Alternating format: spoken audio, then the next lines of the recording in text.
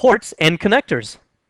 In this video, we'll be discussing various ports and connectors, and we'll start off with the slowest and oldest, and that would be serial and parallel ports. We still see them on PCs from time to time, not so much serial anymore, but usually you'll still see parallel ports, and there are of course printers that are still compatible with these, so we will be discussing those, but most things nowadays are going to be moving into either USB or FireWire. USB, of course, is Universal Serial Bus, and we've talked about that in the past. We get some more detail about USB here, as well as more detail for 1394, also known as FireWire, or iLink, by the way. That's Sony's name for it. And then we talk about infrared also. We're still going to be using infrared for a while, but it also is giving way in lieu of this other wireless technology, and that is Bluetooth. This is going to give us wide compatibility among all different kinds of devices to make a wireless connection. And then, in kind of a cleanup section, where we'll just talk about a number of different connectors that haven't really had a good spot in any other place, we'll talk about a connectorama, where I'll show you all different kinds of connectors for all different kinds, mostly, of AV devices. Alright, let's go ahead and get started by talking about keyboards and pointing devices. First of all, remember that we've talked about this in the past, and you've seen the I/O shield and I/O connectors on the back of a PC, and where you have the purple and the green connectors. We already discussed that the green one's for the keyboard, that's known as a PS2 connector, that's the form factor of it. It's also known as mini DIN, or a small DIN connector. I don't really spell out DIN because it stands for, it's German acronym, and so I don't know German, so we don't need to know it anyway. And then it's for the keyboard, remember. The green is for the keyboard, and the purple one is going to be for your mouse or your trackball. And here's just an example of a connector at the end of a keyboard. That's the green one, mouse, the purple one right there, and they go into the corresponding ports on the back of the PC. You may also see something like this one on the back of a laptop. Now there's only one PS2 connector, and yet you might want to connect a keyboard and or mouse. Notice that in this legend down here, it shows a little diagram of a keyboard and a mouse. Well, how in the world does that work? They don't both fit in the same plug, do they? Not really. What you do is you plug in a single adapter to this, and then on the other end of that adapter, it will be separate purple and green connectors, and they will be able to send and receive signals through that adapter into this, and so you can use both a keyboard and a mouse, and that's just an example of one. Now, another way of connecting a keyboard and mouse, and I think a better way in upcoming technologies, is to use Universal Serial Bus or USB, which we'll also be talking about in this nugget here.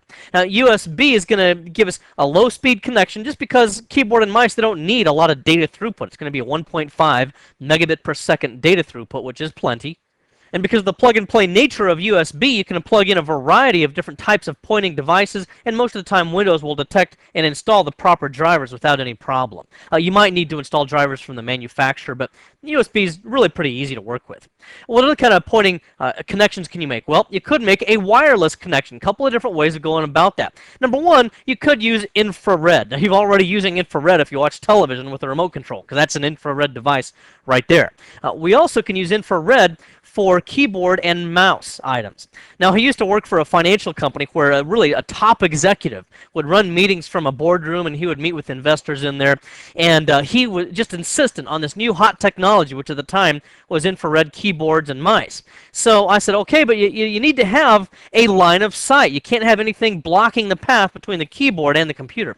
Well, the keyboard and the mouse were on one side of the room, and the computer was on the other side, and it was blocked by several things. So what he would have to do was he would actually have to hunch over and kind of turn and twist in a weird way in his seat to point his keyboard toward the computer on the other end, and it was not movable because of some cable run problems that we had. So I say all that to say that, remember, if you're going to use infrared for wireless keyboards or mice, make sure you have a direct line of sight and that there's nothing blocking them. If you can't get around that, do consider a radio transmitting device. Some of those for mice, for example, are what I use with my laptop. It's just a small USB device. It's about the size of a thumb drive or a flash drive, and it bends up. It has a 90-degree angle in it, so it stands up a little bit higher, and then it will send and receive signals to a battery-powered mouse. And then that way I can go cordless or wireless and use radio signals instead, and I don't necessarily have to have that line of sight. Also, some people are using Bluetooth, and that's actually catching on quite nicely because Bluetooth gets a farther range than some of the earlier radio signals that we have. Bluetooth is supposed to be about at 15 feet useful range, but I've actually been able to go quite a bit further than that. So Bluetooth is another way of going wireless.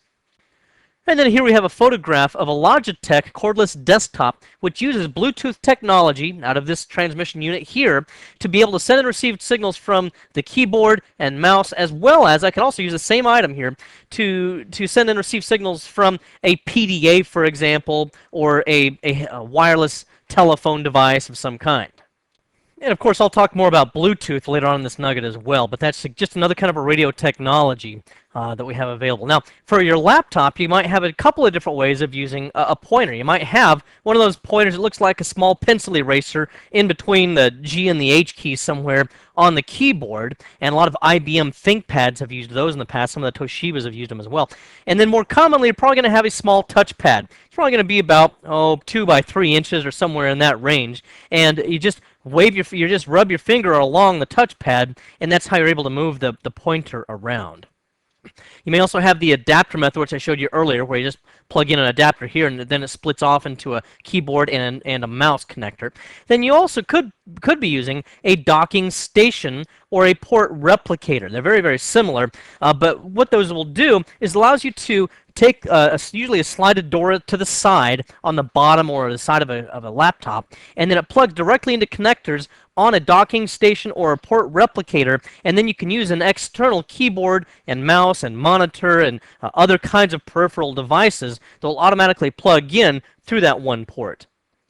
Now let's talk also about serial ports, where it does just what it sounds like. It communicates in a serial fashion so that we have data being sent here, and it sends in a kind of a single file line, bits of data one right after the other instead of in parallel alongside of one another, and then it's received at the other end. That's what serial communication is, and other technologies which we've already discussed a little bit do the same kind of thing, such as serial ATA. More detail on those things also later on. Now, serial ports have to use a set of resources that correspond to something called a logical port, designated as COM1, 2, 3, or 4, or COM1 through COM4. Now here I've got a document that's available for you on nuggetlab.com that identifies the various logical ports, what resources that they use here, and whether it's a serial type of a resource or parallel type of a technology. And we have LPT 1 and 2, which we'll also address in parallel technology shortly here. Previous iterations of the A+ exam have really made a big emphasis on students memorizing this information. I haven't really seen that, I don't think, as much here, but it would not hurt. So it still wouldn't hurt to be really familiar with this and at least have this on hand and be familiar with it. As far as the connectors are concerned, we can use DB25s, and DB is data bus 25 pins, or data bus 9-pin connectors instead.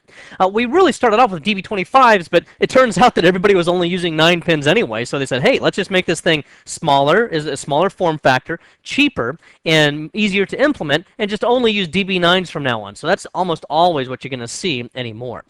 You can use really long cable length with serial connections as well because of the data connection type here, where it's sending data serially, and we don't have to be concerned with all the data arriving at once in a parallel fashion. Because of that kind of a data transmission, we can use long cable lengths up to 50 feet. You don't see that happen very often, however, except for perhaps in manufacturing facilities or something like that. We also don't see serial ports used very often for much of anything, but here what some of the uses used to be and sometimes still are. Number one, PDAs. I bought my wife a PDA many years ago, like 6 or 7 years ago, one of the earlier versions of PDAs. And back then, we were using infrared or sometimes still using serial connections. So in the old days, your older PDAs might use those. Also, printers. Most consumer-level printers don't even have a serial port on them anymore. However, you again might still see dot matrix printers in manufacturing or in retail that do use that kind of an impact printer, a dot matrix printer, which is very commonly connected to a serial port. And then you'll also see sometimes external modems connected to a serial port as well. And the important thing with modems on serial ports is that if the modem is using COM1, and I've also got a serial port using COM1, then either the serial port or the modem will not work, or both of them will not work. So I can't have them both sharing the same COM set of resources.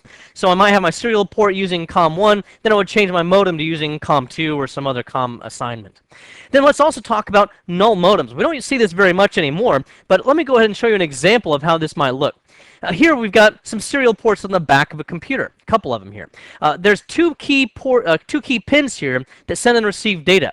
This pin right here is what we're going to go ahead and use to send data. That's pin 3 sends. Pin 2 right next to it here receives data. Well, a null modem cable is useful for transmitting data directly from one computer to the next without having to go through some kind of an intermediate system. We used to use this for data transfers if we didn't have a network cable to transmit data between two computers or something like that, but it's a little bit primitive nowadays, but it still has some uses. So for example, here I might have a laptop computer. This is supposed to be a laptop, and I'll just put a picture up here so you know this is the screen, a little person up here or something. And then, of course, here's my keyboard and everything. Well, I might have data that I want to diagnose in this computer. Maybe I'm having troubles with this motherboard of this computer. This laptop might have diagnostic software on it that would use a crossover cable to go from its serial port down to this serial port. But here, if I'm sending data out of this pin 3 and it's going through this cable in a conventional manner, then it's going to land on pin 3 on this end. Well, this laptop will not be able to receive any data because what's pin 3 used for? Sending. Well, I can't do that then. So what I want to do is to send data out of pin 3, cross my wires over in the cable somewhere, and on the opposite end, have it go into pin 2 so that it can be received on this end. And then that way I can use some software, some diagnostic data to check out the port, to see what's going on with that computer. A lot of times, and again, in manufacturing or retail environments, you'll have someone that has a laptop or a handheld device of some kind that does diagnostics on the systems that way. Well, they have to use a null modem cable in order to be able to do that. And then as we talk about parallel ports, these are going to, of course, use parallel communications as the name implies, and it sends 8 bits of data at one time. So it's like an 8-lane highway, 1, 2, 3, 4, 5, 6, 7, 8 of data coming on down through, hope I lined those up right, all at the same time next to each other. They have to be synchronized to arrive at the destination, though, at exactly the same time. So that does somewhat limit some of the technologies of it. But otherwise, it's going to be faster than the serial data that we would get through a serial port. In our terms of our logical ports, we have LPT1 and LPT2, and those are our logical ports, as I just mentioned. And again, those are going to be referenced in the document that I showed you just a moment ago. Now, because of the parallel nature of the data and the timing issues, you're going to have shorter cable lengths. Most parallel port cables are going to be about 6 feet in length. That's just kind of a common average length. Hewlett-Packard recommends that you don't go any longer than 10 feet. I have seen them as long as 12 or 15 feet. In fact, in my office, I used to have an older parallel printer, but it was kind of far away from my desktop, so I had to use an unusual length. I'd use a 12-foot long parallel cable, and it didn't seem to ever give me any problems. But certainly, it wouldn't want to go beyond 15 feet. And then we use a connector there that's going to be a DB25 or data bus 25 pin connector.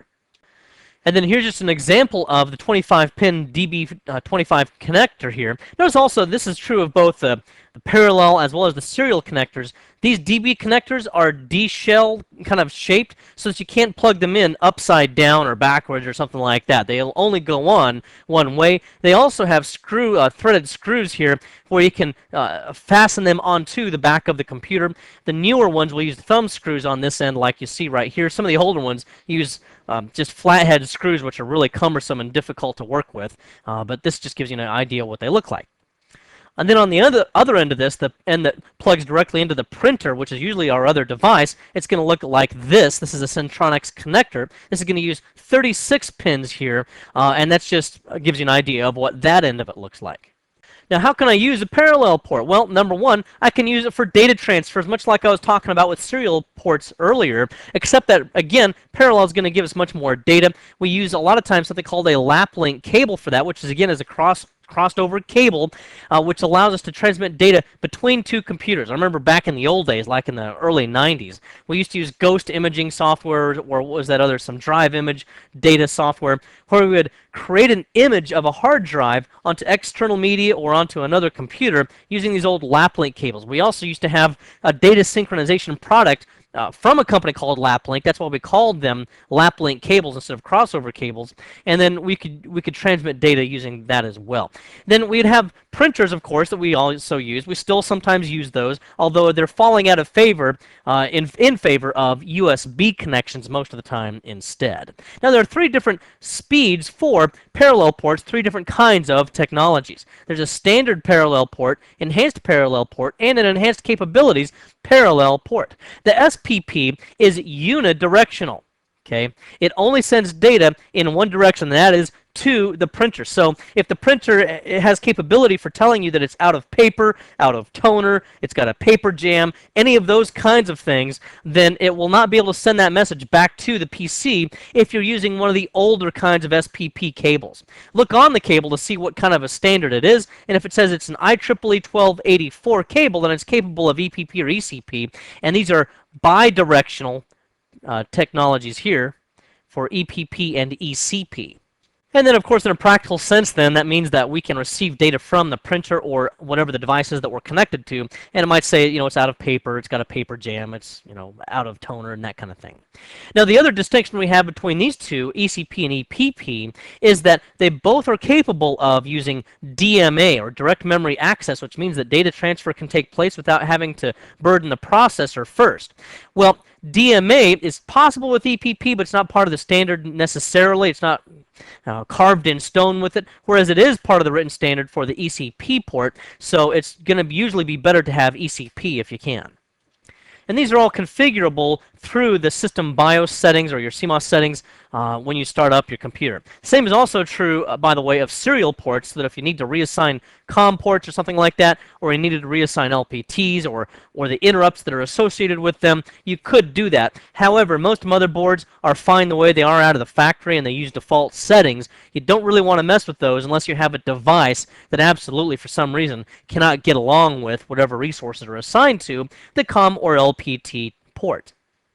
And then also make sure that the cable you use for your parallel communications is IEEE 1284, which identifies it as capable of high-speed bidirectional communication, which you can use with EPP and ECP.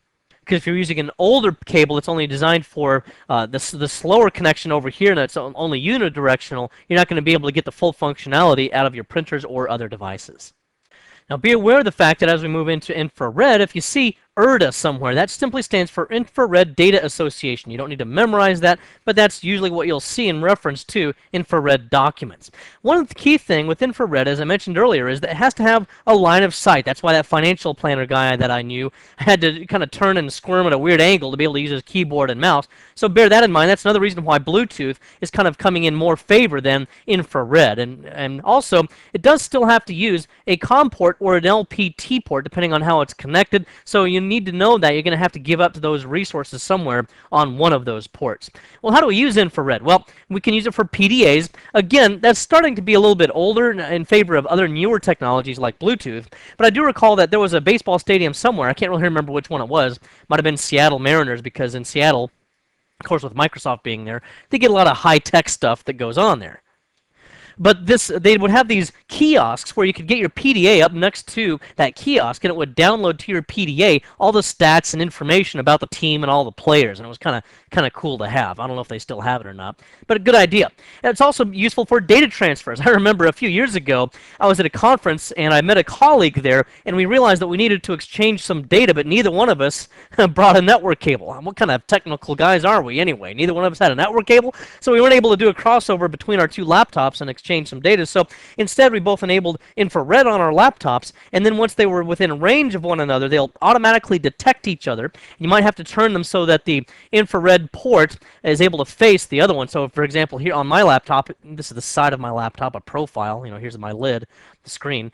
There's a kind of a rectangular piece down here that's kind of dark red in color. If you were to shine a flashlight in there, you would see a little more detail of it, but it's dark red in color, just as you would imagine, and you've probably seen these before. But we have to have those facing each other, they could see each other, and then we were able to transmit some data back and forth between them, because as they recognized, each laptop recognized each other, a notification popped up down here in the notification area, and we were able to proceed with the transfer.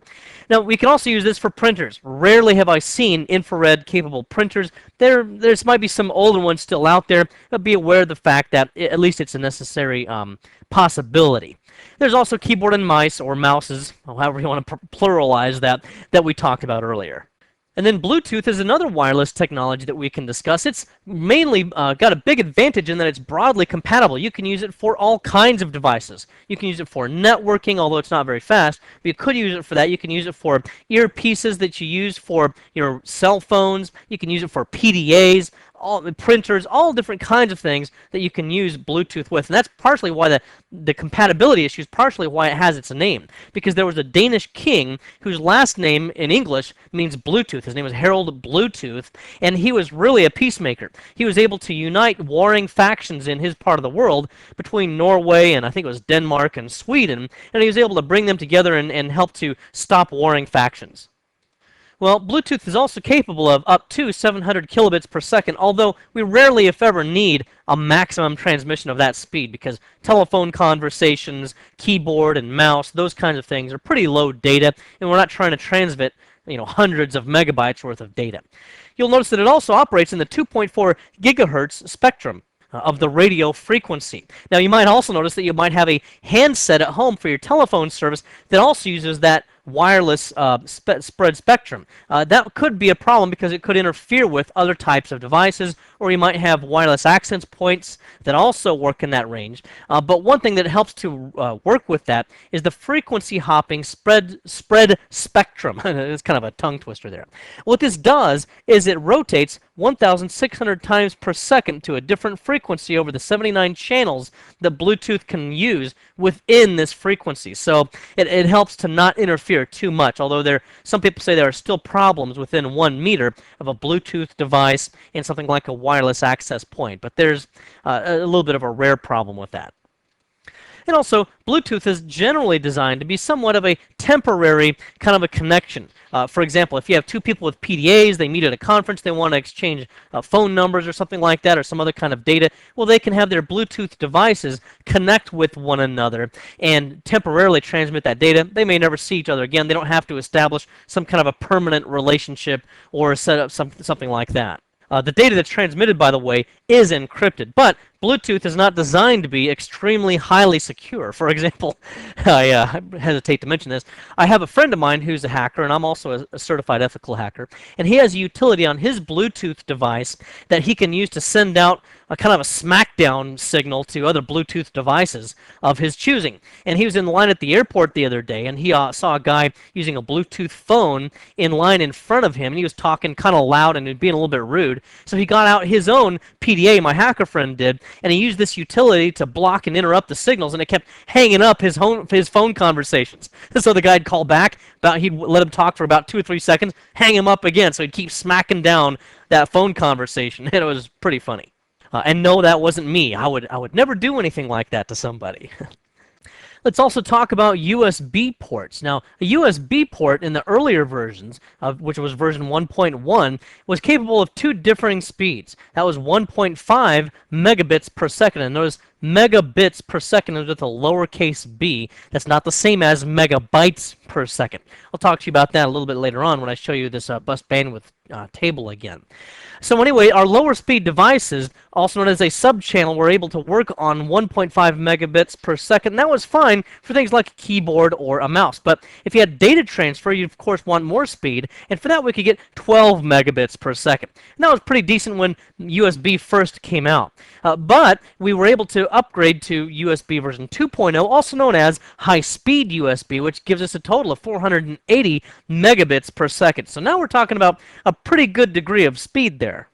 I mean, after all, an Ethernet connection on a network is usually capable of about 100 megabits per second, and some of the older ones are 10 megabits per second. So, an average of 100 megabits per second Ethernet connection compared to 480 megabits per second on a USB port, that's pretty fast. Not that we use USB to communicate by network, but I just want to point that out to you in terms of comparison. Now, USB is capable of attaching up to 127 different devices off of a port. So if this is my computer right here, and I've got a USB port off of this, I could connect up to 127 different devices. Now, we have to daisy chain those in a judicious manner. Usually we'll have something like a port here, which is usually capable of 4 or 8 ports. Let's just draw in 4 here. And it'll connect 4 other devices to this. One of these devices might actually just be another port, out of which I'd have another 4 devices. And you can see how this daisy chains on and on and on until ultimately I could get to 127 different devices. Now, one thing I also have to be careful of here, and this is not necessarily an A+ objective, but it is a practical thing to be aware of, is that this first port that's directly on my computer is going to be powered. If this is a port here that I have not powered, in other words, I have not plugged it into an electrical outlet, then it's going to be non-powered. And it will still be capable of kind of piggybacking the power that came out of here and sending power to these devices. If one of these devices here, for example, is a printer, well, it's got its own power supply. It plugs into a wall jack somewhere, right?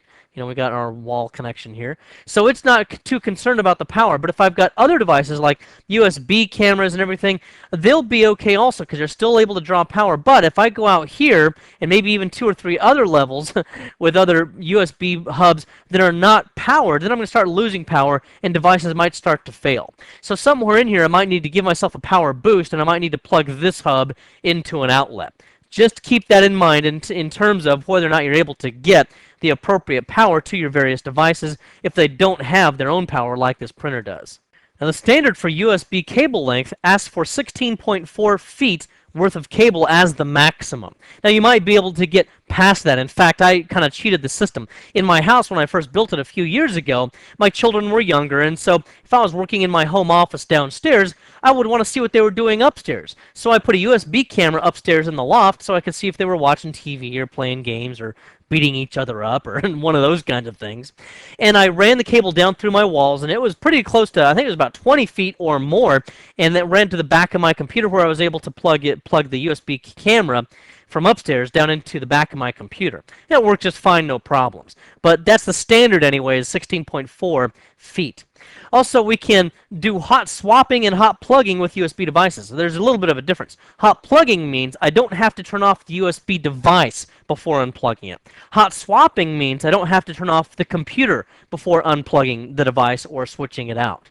So that's a slight difference there. Now, there is some misinformation with this as well. I recently read what is usually a well-respected A+ manual that a lot of colleges use. And it's actually got quite a lot of misinformation in it. One of those things is that you still have to turn off the computer before you unplug the USB device because you wouldn't want to accidentally cross the wires and create some kind of a short.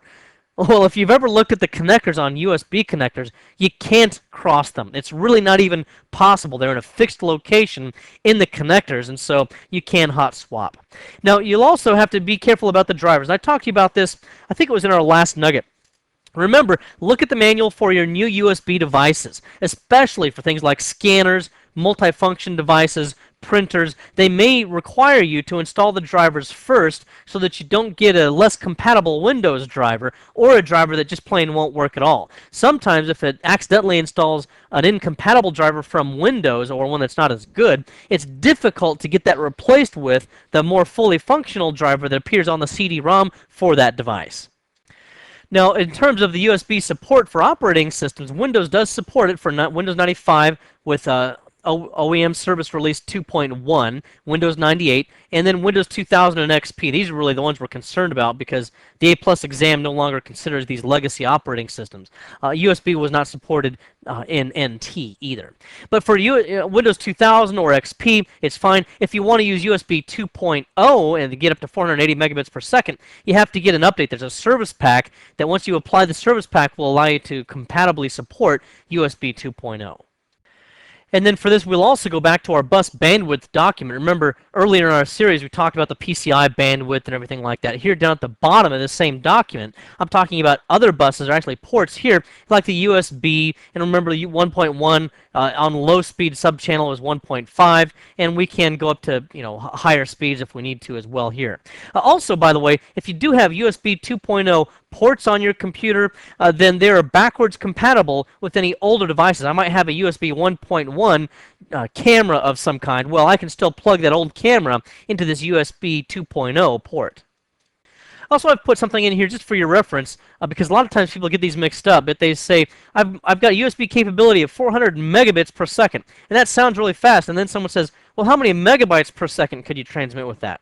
Well, that would be 60. All you have to do, and if you can probably see the math here, you simply take whatever this number is in megabits per second, and you divide it by 8, and whatever that number is how many megabytes per second you can get. And that divisor of 8 is really obvious here because it takes 8 bits to make a byte. So 480 megabits is 60 megabytes. Now that we've talked about this before, but I'll just briefly review it again here. The connectors for the USB port, here are the female connectors which appear on the motherboard, but a lot of times they'll appear also on top of the case or on the front of the case, and that's where we'll plug in our male A connectors. And of course, they look like this. And you can only see two of the pins in here, but there are two pins for power, two pins for data. The power, one's ground and one's power. And that's how we're able to supply to that device. Also, one thing I want to point out is that a lot of documentation mistakenly states that if it's a USB 2.0 cable, then it's going to give you this symbol right here. I think you can see that pretty well. It's a little bit out of focus, but it'll give you that symbol with a plus sign on it. That's not necessarily true. Sometimes it'll also say that it has to say USB 2.0 up in here somewhere as well. That's not necessarily true either, but it'll have to say it somewhere on there. And the difference between this kind of cable and the 1.1 cable is that this one includes additional shielding, which is going to result in better transmission speeds. But if you look carefully on the cable, somewhere down it will say either high speed or USB 2.0. And then here's another USB connector. This is a type B connector. What this one does is it usually plugs into the back of hubs. So on one end of this would be an A connector that would plug into the computer. On the other end, this would go into the back of a hub. And then on the other side of the hub would be additional female type A connectors. And then for smaller devices, such as cameras, for example, you will have a mini USB connector. This is an example of a mini connector. Notice the distinct shape of it. It's very, very small, and it's useful for connecting things like digital video cameras or digital still cameras. And the reason why this is preferred is because it still uses 4 pins, but it's a smaller form factor, and it makes it easier for those compact types of devices. Let's also address now then IEEE 1394, which is also known as its Apple name, which is FireWire, and that's pretty much just what caught on. Everybody uses FireWire now. And then Sony's own distinct name for it was always iLink. But once again, pretty much people just typically say FireWire now. You can connect up to 63 devices on one port with IEEE 1394 or FireWire. Not as many as USB, but hey, I've never seen anybody use a tenth of that on one port, so that's still quite a few devices. And it's also capable of the hot swapping and hot plugging capability that USB is also capable of. Now, the big thing with this kind of technology is that it's isochronous. What does that mean? That means that it's going to send data uninterrupted. You see, even USB signals, although they can be very, very fast, they do have periodic interruptions where there's check information on the data that's being sent or separating information on the data that's being sent. Isochronous information is a continuous stream. It's going to be much better for things like digital video. For example, I have a digital video camera that has both a mini USB connector on it as well as a FireWire connector for it. If I transfer data or video to my computer, it's much, much smoother using FireWire, even though it's slower because it's a 1394A device, which is capable of up to 400 megabits per second. My USB 2.0 connector there is capable of 480 megabits per second, but the video is nowhere near as smooth as when I'm using FireWire. So this is going to be the preferred method for things like video or other kinds of streaming data. Then there's also, again, there's the 1394A standard, which is, you can see right here, is 400 megabits. But the 1394B standard is good for 800 up to 3200 megabits per second. And some people are guessing, at least, that FireWire could even somewhat replace SCSI for data throughput to storage devices because of the high-speed capabilities of it. And as I mentioned just a moment ago, it's great for digital video. Now then, as far as what the connectors look like, on the motherboard, you might see something like this on the back panel, on the back I/O panel. On this particular diagram, this appears on the front panel of one of my own computers, and that's the 1394 connector right here. I don't know if you can see it all in there, but you can see 6 contacts, 3 on this side of that divider and 3 on that side of the divider, and 2 of those provide power. And then here the actual cable ends. This one would be something that would plug into that port on the motherboard. And on the other end, I might plug something like this into a digital video camera or other type of a device. Well, we don't see them as much with PCs as with Macintosh, but the FireWires can be a FireWire external hard drive as well as other types of devices. Now, here we also have the mini connector. This will appear usually on laptops or things like cameras, as I mentioned earlier. And with this, the reason why it's 4 pins, and you can see the 4 little pins right there, instead of 6 is because it doesn't need its own power. It doesn't need to receive power from the port. the 6-pin kind of a connector can supply power to whatever that peripheral is. This one is integrated. What we're looking at here is a magnified section of one of my laptops, and it provides its own power, so it doesn't need to draw power from some device. Now then, before we go on to another photograph to show you here, I want to show you another advantage of FireWire as opposed to USB. So here I'll have USB, and here I'll have FireWire. All right, with USB, let's say I've got a video camera here, and I'm not a very good artist, so I'll just say V for video camera. And I've shot some pictures of, my family and friends or something like that, or there's some videos of my family and friends, and I want to put that onto a video recording deck of some time. I'll just call this a VCR. Well, I can't take that video directly from here and put it directly on this VCR. What do I have to do? I gotta take this video, plug it into the USB port on my computer here, and then from my computer I'll have a file that it's stored to. Then I'll dump that off onto a video recording device of some type, and maybe put it on a tape or ultimately on some other kind of a media. Well, with a FireWire, I don't have to do that. I've got my video camera here and my video recording device, maybe a digital VCR here, and I can just make a FireWire cable connection directly from one to the other and transmit the video directly here without using a computer in between. And then finally, I talked about this a little bit earlier in our series here, but remember on your inside of your case, you might have a plug much like this one that we see here, and it will plug into a set of pins on the motherboard, and it will then enable FireWire ports on the exterior of the motherboard, maybe on the top or on the front of the motherboard case, for example. And then through that FireWire connection, I would put my digital video camera or something. Now, let me point out one thing to be careful of with this, however, because notice that we'll have 1, 2, 3, 4, 5 pins here, and then really 4 pins here, and then it's blocked here, so for keying purposes. But if you're reaching into the case and you can't really quite see what you're doing, it's kind of dark, and you're kind of feeling your way along, it's possible that you could line this up and miss it by 1 pin. So for example, instead of lining up this pin that's supposed to go in this one hole here, I might line it up in this pin instead, and I might be going this direction, and then I would have an extra set of pins on the outside of this connector. Well, some of these pins are power, and what I could do then is I could accidentally send power through a connector that's not supposed to have power, and I could accidentally short out a digital video camera or some other kind of a device, and that would be quite catastrophic.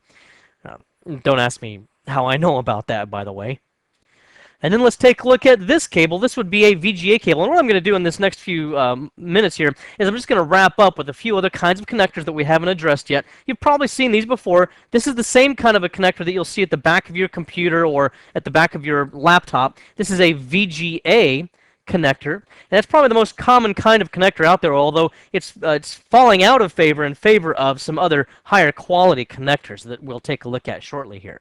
So let's go ahead and take a look here then. Again, this is a 15-pin connector. The female side is what's normally going to be on the computer. Here we will have the male side of the connection, and it also, of course, has 15 pins that correspond to this. Now, these are both, one's upside down and one's right side up, so you can see that this would not fit if I were to try to plug these ends into one another. So that, again, proves that these D-shell connectors will only go in one way. Now, do take a look at this. I just now happen to notice this, and I might as well make a teaching point out of it. This cable, this extension cable, has been sitting in a drawer possibly for years. I really haven't had to need it for a long time. And I see something else in that drawer is probably bashed up against this pin. That's okay. You can use needle nose pliers to pull that out, or just some of those little jeweler's screwdrivers. Now, if you have to work with that around too much, it might weaken the metal down close to the bottom of this, where it might get a fracture in it or something, or it might not have a good connection anymore. And if that's the case, sometimes your monitor will start to flicker, or you'll start to get an imbalance of color in the monitor. Maybe it'll just kind of flicker green, or flicker. Usually it's going to be red, green, or blue. One of those colors will become predominant. Here's another kind of connector that you might have seen before, but mostly only in home theater. This is something that might connect to your television, and it will connect your DVD player to your television or some other AV device. So why are we talking about this kind of a connector if we're talking about computers, though? Well, because the worlds are starting to merge between AV and computers. A lot of video cards now have S-video on them, so you can take a video signal and send it out to a monitor or some kind of projector or some other type of device. In fact, that financial planner that I was talking about a little while earlier in this same nugget, in addition to having that wacky wireless or infrared keyboard and mouse, he also had a large flat-screen TV on the wall of his office, and he would show his clients all of these fancy graphs and charts and telling them how much money they were going to make and all this kind of stuff. And he used S-video out of the back of his computer to project that up onto that big screen TV. Notice that this kind of a connector does have a plug here and some keying in it, so you can't plug it in upside down or anything like that, but don't let that fool you, because these pins are still long enough so that if you accidentally start to put it in the wrong way, you can still bend one of these over, and that could give you a problem. Now this is a DVI connector. And DVI stands for Digital Visual Interface, and it sends digital data from the video card to the monitor. It's really only useful for higher end kinds of display types, such as a liquid crystal display. You wouldn't use this on a CRT because it's not really relevant. But this sends digital, uncompressed digital signals out to the monitor, and it's going to give you a very high quality signal as compared to analog VGA. And then to take a step back here, we see the back of a laptop where we have two video connectors. One's S-video, which corresponds to the plug that we saw a little earlier, the connector that we saw. This could go to a TV, for example, if you wanted to do that. Or very often I'll use this connector here to go to a projector when I'm making presentations so that the audience can see my PowerPoint presentation, for example. Either one of these that you use will show up in Windows as an additional monitor. It interprets it as a monitor. And you can determine whether you want the same image to appear both on the laptop display that's in front of you as the presenter, so to speak, if you're using this kind of an idea, or if you want to extend it across both screens so that they both are really just one big screen that are kind of in contiguous fashion. And you may also have software capabilities that allow you to custom tweak or configure how those appear and how they operate. Now this connector is known as an HDMI connector, HDMI. It's the newest one, and it's probably also going to replace the DVI connectors that we saw a few moments ago. The advantage of this connector, once again, it can only be plugged in one way, but what I like about it is it gives not only video, and it's HD video, so high definition video capability, but it also provides audio. And especially for beginning audiophiles or beginning home theater folks, you give them a bunch of cables and say you got to plug this into the video, and then you got to plug these two into the audio, and then if you got 5-to-1 sound, you got to have these 5 cables and all. It gets to be kind of a mess. Well, now we have one connector that can plug it all in, and of course from your stereo system you might still have multiple cables, but that might be streamlined as well with upcoming advances in this sort of thing, so one plug does it all. This is going to be found on most new HD TVs or high-definition televisions, and you'll also see it on the newer game consoles such as the Xbox 360, which I just got for my son this past Christmas because he really needs one. I let him play it every now and then when I'm not busy using it. Hey, I just want to prove that not only do I talk about this technology, but I use it too. And then at the bottom of the pile for AV connectivity, you'll have this composite video signal right here, which is usually designated with a yellow connector right here. And you can use this if you've got a computer that you're sending video out to, maybe a television. It's not really the best way to go to use an RCA connector like this. If you have a better alternative, if you can, you should go at least one step up to S-video, and it's going to give you a better signal than this kind of a connector here. And then we have right and left signals here. These are for stereo audio capability. Here again, we're seeing where we're kind of crossing over between computer issues and home theater kinds of things. This is where we're going to have composite RGB. Now, initially, this looks pretty much like the same connectors that I just showed you, which were at the bottom bargain basement kind of a AV connection. This is actually all going to be video, but instead of sending red, green, and blue, which comprises most of the colors that we're capable of seeing on a television, instead of sending those all through a single cable and smashing all the colors together, here we split them up. And that way, on the TV side, or whatever the media device is that's going to reassemble them, it's able to recollect the data better and give us a better overall picture, a more accurate picture, if we split up red, green, and blue. And you can see in this monster cable, which is generally considered to be one of the best brands of cable out there, that they've color-coded it here appropriately. We'll often use these on the back of, for example, a DVD player, and we'll connect these up to a high-end television. But again, a lot of the newer products are going to just use HDMI instead and use that for all the connections, including audio and video. For your sound card, you're going to be plugging in an 1/8" jack, and this kind of looks big because I've magnified it so you can see it a little bit better, but it's an 1/8 of an inch connection right here, similar to what you would see for headphones for an MP3 player or something like that. Pretty much the same kind of a connector that we see. We know that this one is stereo and this one is mono. And how can we tell? Because of the two rings on here. The two rings here designate this one as stereo, so you'll have both a left and right channel, whereas this one's mono, where it's going to send the same sound through both left and right channels. And typically, we'll take this kind of a connector and plug it into the back of your motherboard. For example, we'd put it into, let's see if I can go back to my motherboard here. We'd plug that usually into this green connector here, and the sound card from the motherboard would send out stereo signals through that cable that I just showed you, and then onto whatever your speakers are. Now, before I move on, let me point out one other kind of connector, and this is a gain port that we see right here. This has the same pinout as a MIDI port. What in the world is a MIDI port? That's MIDI, Musical Instruments Digital Interface. And it has actual recordings of real instruments that you can use, and you can combine it for your sound quality to make just about any kind of musical composition that you would want to make. And you'll have to plug in a MIDI-compatible instrument of some kind. Usually it's going to be something like an electric keyboard of some kind that you can work with here. Now, on the outside of this, we have all kinds of different connectors and things that will go into this. Here we have an SPDIF in and out port. Now, this is going to use, actually it's going to use an RCA-style connector. So it doesn't look very fancy, but it's going to be digital, and it's very good format there. It stands for Sony Philips Digital Interface Format. And then the rest of this, this is called a breakout box, by the way, where you can have it attached to or inserted into an external drive bay. We have optical in and out. This is going to use, it's going to use an optical cable. It's a small cable that uses glass or plastic in the center to send digital light signals to and from the device.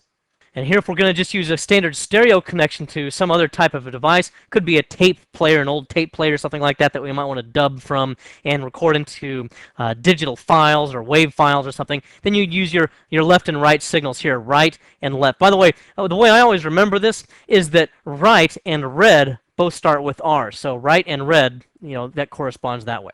And then we have another line in here just for various devices. Here's a headphone jack and various volume and tone volume control here and microphone control over here. And now then over on this side, we have MIDI in and MIDI out. You might say to yourself, James, didn't you already tell us that MIDI was down here? Yes, I did. However, this is just a different kind of a form factor. No, I don't know if you can see that very well because it's black in color, but this uses a PS2 style connector. Doesn't mean you plug a keyboard into that, but it's the same kind of a connector. And speaking of same kinds of connector, let me switch back over here again to our SPDIF connectors. These are going to be able to use RCA style connectors that we saw just a moment ago. That's where we had a yellow and a white and a red connector. Same kind of a thing. What you should do here, though, is you should use video connectors in these because the video connector is designed to have a resistance built into it of 75 ohms. That means the electrical resistance in those. And that's what the SPDIF has been designed for, is 75 ohms. You probably could use a left or right RCA connector in here as well, but it's not to spec the way the audio would be using an RCA composite video. In this video, we talked about various ports and connectors. We started off with the old, slow ones. That's the serial port, which we still see in some manufacturing and retail environments, especially if they need a dot matrix printer or an analysis or diagnosis. And then we also looked at parallel ports, which still appear on printers, many printers, and also on the backs of your computer. We also saw USB ports. Now, USB I've talked about before. Here we talked about some more detail. And of course, the current version is USB 2.0, capable of up to 480 megabits per second. And then we also talked about FireWire, which is a great standard for using things like video or digital video. It's going to be isochronous, which gives you a very good transfer rate to other devices. And we see two different versions there, 1394A, which is capable of up to 400 megabits per second, and 1394B, which is currently at 800, but actually has specs that allow it to go to 3200. We talked about infrared wireless, which is kind of starting to become dated, but we'll probably still be using it for a while. But a more recent wireless solution would be Bluetooth, and that's not going to be all quite the same wireless as wireless networking, which we'll talk about at another time, but at least it's wireless for various kinds of peripherals. Then we'll have we talked about kind of a connectorama, where I just had a whole bunch of connectors, a grab bag of connectors that didn't really have a spot for me to fit into any other videos, and I wanted to show you where they fit and what their purpose was. Well, I hope this has been informative for you, and I'd like to thank you for viewing.